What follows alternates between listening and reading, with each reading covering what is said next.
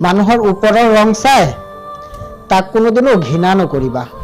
হয়তো তাৰ কোনোবা এটা গুণ আছে যোনটো হয়তো সোণতকৈও দামী। জীৱনত ভালেৰে থাকিব হলে এই চাৰিজন মানুহৰ পৰা সদায় দূৰত্ব বজাই ৰাখিবা। 1. যিজনে তোমাক মিছা কয়।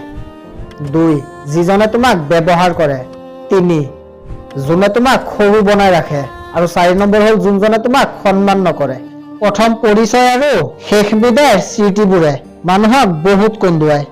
কাৰণ প্ৰথম পৰিচয় এনেকুৱা কিছুমান মানুহৰ লগত হৈ যায় যাৰ লগত পৰিচয়টো নোহোৱা হলে হয়তো ভাল আছিল। এই দুটা কথা মনত ৰাখিবা।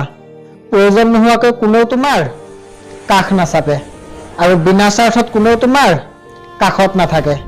জীৱনত বেয়া সময় আহিলে নাকান্দিবা, কিয়নো তোমাৰ চকুৰ পানীৰো বহুত মূল্য আছে। যাতে চকুৰ পানী কেৱল মহান আল্লাহকে দেখুৱায়, কাৰণ চকুৰ পানীৰ মূল্য একমাত্ৰ আল্লাহৰ বাহিৰে আন কোনেও দিব নাজানে।